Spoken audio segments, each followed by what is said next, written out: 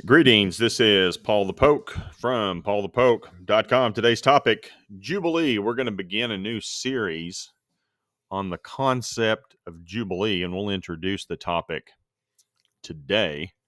And we get that from Leviticus 25, verses 8 through 13. You shall count 7 weeks of years, 7 times 7 years, so that the time of the 7 weeks of years shall give you 49 years.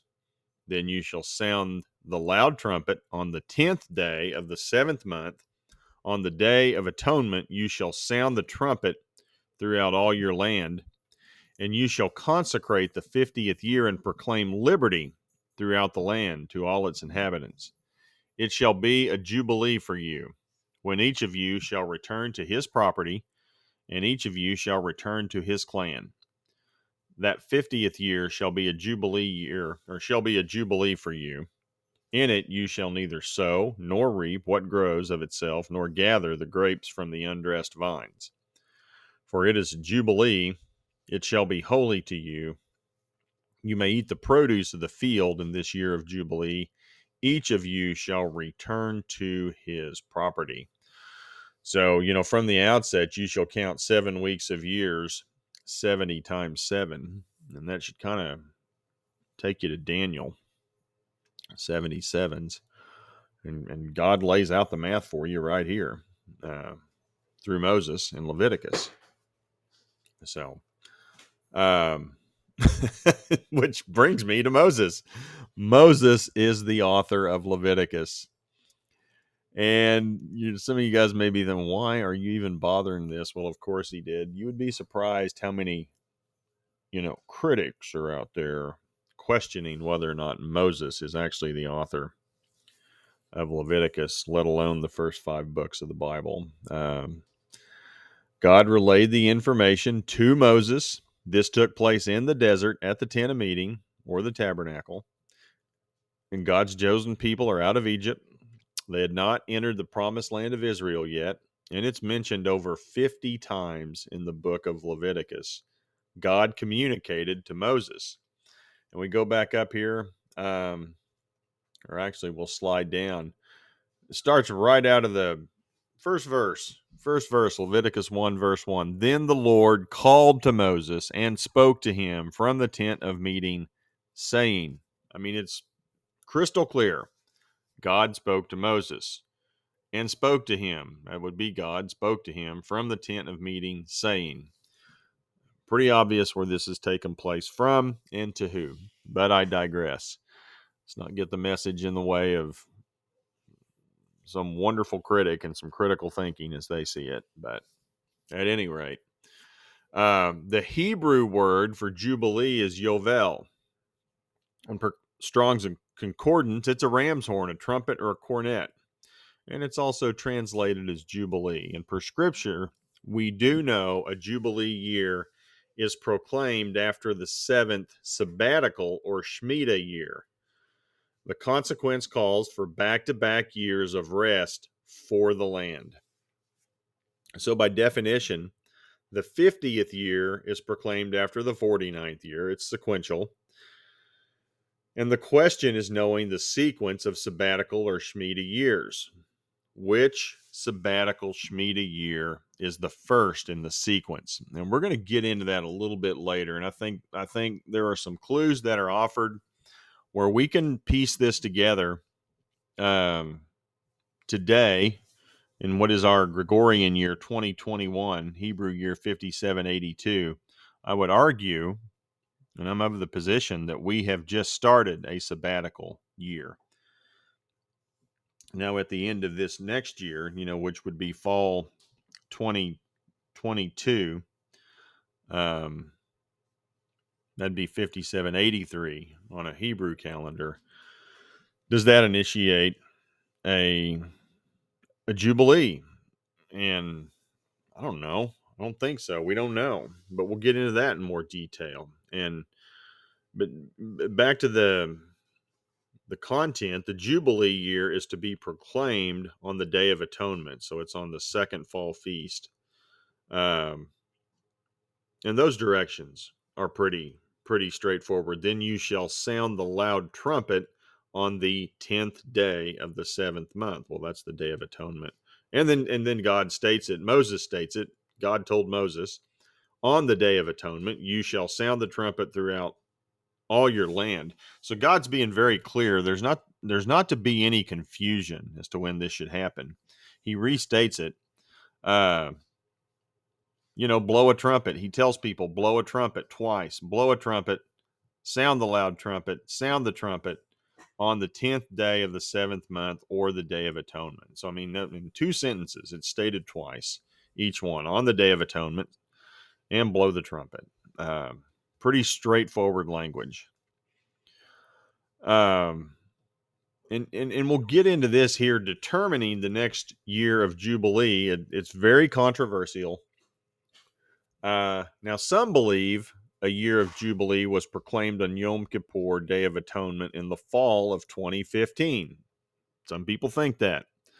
Others believe it's not possible to determine the next Jubilee. That'd be the camp I'm in. I don't think we can know the Jubilee. I think we can know the Sabbatical year, the 7th year, or the Shemitah year. But knowing the Jubilee year, I think, is a little bit trickier. And I also think it has end times implications. I mean, I think Christ is coming back on a Jubilee year, or he'll actually come at the end of a 7-year set and proclaim a Jubilee to kick off the millennial kingdom. But that's my take on it. Do your own homework, investigate that for yourself, read the scriptures. And going back to proclaiming the Jubilee year, some believe the year cannot be determined until nation Israel is represented by all tribes.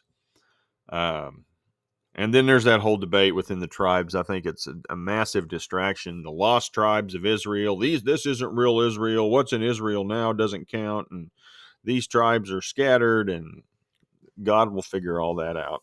He's got that covered. I'm not going to engage in that discussion. Jesus will know.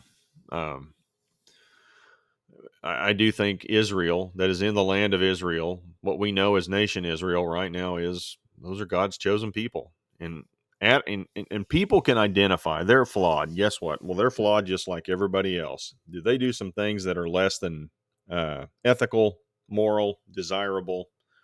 I'm not going to defend that. We all are the same way. But for some reason, some of us think that because we have Christ, that we're better than them. We're not. That's the only thing that separates us from a non-believer, or whether it be a Jew or a Gentile, is we're covered by Christ's blood, and we should be actually gracious about that and be willing to share that instead of look down our noses and scoff at them and point out all their flaws, because we've got plenty ourselves. Just because we're covered by the blood of Christ doesn't mean we stop sinning. We're all still sinners.